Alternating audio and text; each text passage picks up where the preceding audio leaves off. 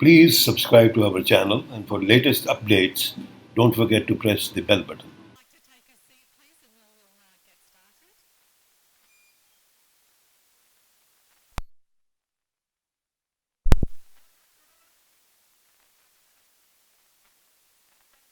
If any of our guests would like to take a seat, we've still got some seats over here, please. Victoria, Miss Caroline Pitcher, CEO, Film Victoria, and we are waiting on our honorable, ex-honorable Premier, former Mr. Ted Bailey. As you know, the Indian Film Festival of Melbourne is a small festival with big dreams. But this has only been possible with the wonderful, wonderful support that we have had from the Victorian government. The whole city comes together when we have our festival. We have our former Premier, Mr. John Brumby here, Mr. Ted Bailey here, which is a perfect testament to that. The generosity and time given by our former brand ambassador, Vidya Balan, our board members who always give us very sound advice, like Simi Gerewal and Rajiv Masand, and of course, the time and generosity of all our festival guests, friends, and studio heads who have made this one of the biggest Indian film festivals in the world. Diversity and inclusion are at the core of everything that we work towards in our film festival, whether it's our programming, our festival guests, or the events that we do. We did the successful Educate the Educators program with La Trobe University, which was all about having a more inclusive classroom. On-Air and IFM jointly produced Raising the Bar, which was a beautiful documentary about children living with Down syndrome that traveled all around the world in various festivals. This year, the festival is working on the very first inclusive filmmaking program, which will have a group of differently abled and non-differently abled crew, both in front and behind the camera, working together to make the very first short film that will be premiered later at the festival. Thank you. And I hope to bring the program to India next year. So if there's anybody who's interested, please do meet me afterwards. So that's about it about the festival this year. I would like to now invite Ms. Gunu Best, who is the CEO of Global Victoria, not just a pretty face, coming up to say a few words.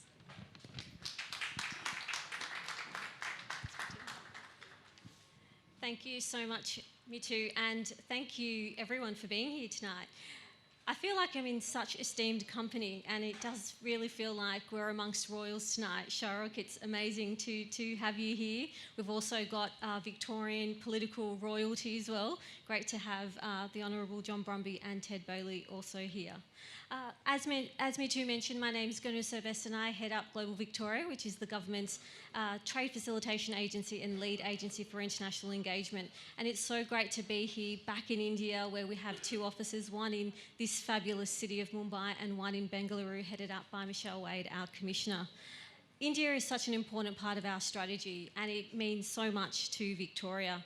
More than 200,000 people in Victoria are of Indian heritage. We have more than 50,000 students from India every year, and last year we had over 170,000 tourists. And this engagement continues to get better and better every year. We're very happy to have some of this country's most amazing CEO and female leaders coming out to Melbourne next week, actually, for the T20 Women's Final. We're hoping for an Australia-India final. Let's see how we go. I think India has a better chance at this point, but open invitation to everyone to join us for the men's final later this year. But from sport to culture, you know, the Indian culture is such an important part of everything in Melbourne, and we're so pleased to be able to host the Indian Film Festival every year. Mitu, she is just a dynamic powerhouse. For everyone who knows her, she just brings so much energy and life. So for those of you who don't know, the Indian Film Festival of Melbourne recently received the most popular Indian film festival outside of this amazing country. It also received an award from the Lord Mayor as one of the best multicultural events in Melbourne. And it's, yes, definitely a round of applause. And it's just absolutely the perfect bridge to connect our people. So all of this is possible through one amazing woman, and that is Mitu Bhomik. And absolute cheer for her, for bringing us all together tonight and for continually bringing us together all the time. I have to say it feels very nostalgic to be back here in Mumbai. I've been coming here for about 10 years and so many film events here in this amazing place. And as they say in India, guest is God, and thank you for always welcoming me back here.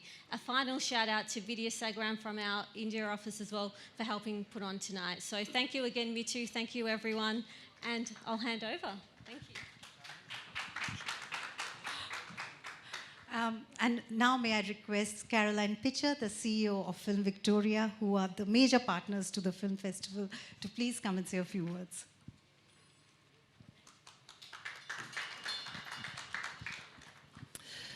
Thank you, Mitu, and a very, very warm welcome, and thank you for your time, Shah Rukh, for coming here. I know it wasn't a long journey, but we greatly appreciate your time. We know it's very precious. Ladies and gentlemen, it's an absolute pleasure to join you here tonight to meet and make new friends in what is my very first trip to India, and it is such a beautiful, bustling city, Mumbai. I can guarantee you that whilst this is my very first trip visiting your country, it will definitely not be my last. In just 48 hours, I have been blown away by your warmth, your joy, your incredible talent and generous hospitality. I can see from just the handful of meetings that I've had with your innovative screen entertainment businesses that there is an incredible talent here which our screen industry back home can learn from and be inspired by. There's so much potential for us to join forces, to tell screen stories that bring connection to our people and cultures, stories that can make us laugh, cry, and open our eyes to issues of global and local importance. The Victorian State Government, of which Melbourne is the capital city, firmly believes in the valuable business of screen and in playing a leading role in the global screen industry. Screen business is an essential pillar to growing a thriving economy in Victoria, and it is in no doubt that the enormous growth of the global screen industry will sustain well-paid, meaningful jobs and careers for young people for generations to come. And that's young people both in Australia, Victoria and Melbourne, and young people in India. And whilst we invest heavily in the development of original local screen projects and talent at home, our government has also been looking further afield and across the globe to identify world-class screen industries that we can partner with. In our exploration for that partner, there's a standout country, one that's embracing the future of technological change and diverse storytelling, one that is equally committed as we are to providing access to audiences from anywhere. To us, that partner is you, if you'll consider us as being your partner, of course. We would like to explore strategies in which we can make great screen stories together. And to get us started, I'm delighted to announce on behalf of the Premier of Victoria, Daniel Andrews, and our Minister for Creative Industries, Martin Foley, our step in our quest, or our first step, I should say, in our quest to build a strong and mutually beneficial relationship between our screen industries. It's called Film Victoria's Indian Cinema Attraction Fund, exclusive, clearly, to India. It's a $3 million Australian fund designed to attract larger budget Indian film and television drama productions to shoot in the state of Victoria, utilising our stunning, diverse city and country locations and tapping into our film talent and service businesses. Put simply, if you spend 700,000 Australian dollars in Victoria, you're eligible to receive a 25% incentive back on your spend. The application process is simple, to which I'm very happy to discuss with you later this evening, and all details are on the Film Victoria website. If you choose to come to Melbourne and Victoria to locate your production there, I promise that our state will provide you with the same delightful warmth, hospitality, professionalism and graciousness that I've been so lucky to have experienced during my brief stay in your most wonderful country. Thank you.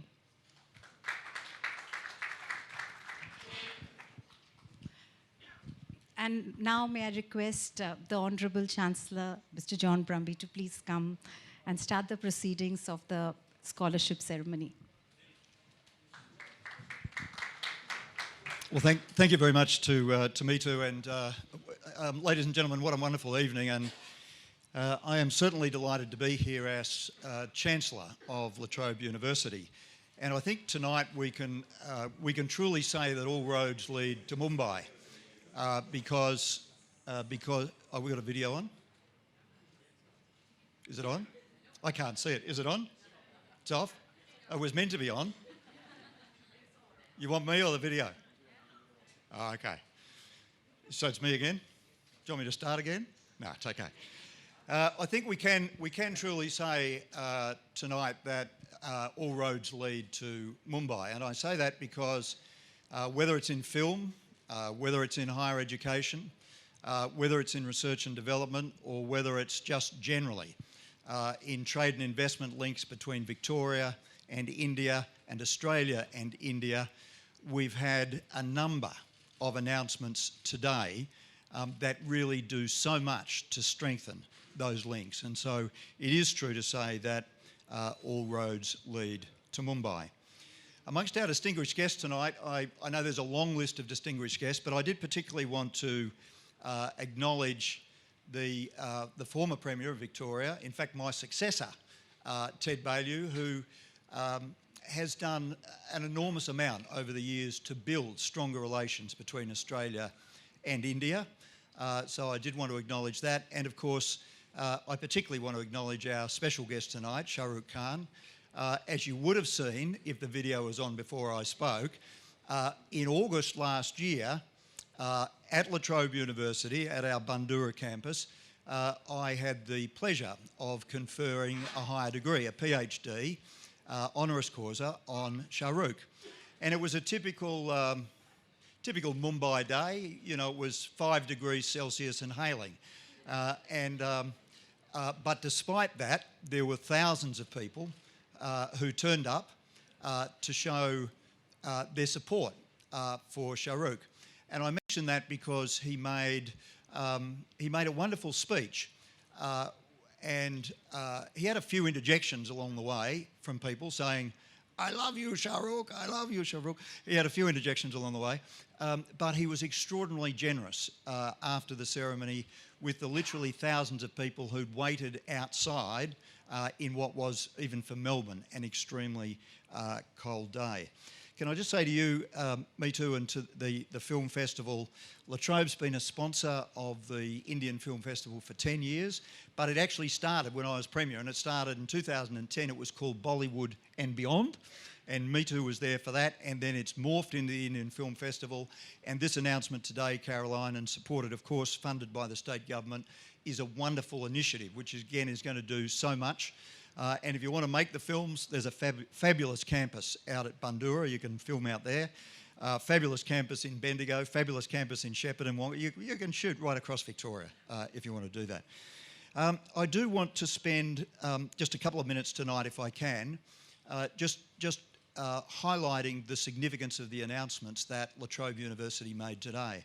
La Trobe's got a long history in India. We go back many, many years. We've got 3,500 Indian students who study at our campuses in Victoria. We teach Hindi. We're I think one of the only few remaining universities in Australia that teach Hindi. We've got the largest collection of South Asian literature of any library in Australia. And way back in 1968, we were visited by then Prime Minister Indira Gandhi. And so we've got this great history. But today I was able to sign an agreement, a partnership agreement, with the IIT Research Academy at Kanpur, and this will enable 40 PhD students to spend a year studying at La Trobe University in Melbourne. And what they'll be studying, it's about the challenges that face big cities in India, big cities in Europe, big cities in Australia: water, sewerage, technology, security, healthcare. So there'll be no cost to those students.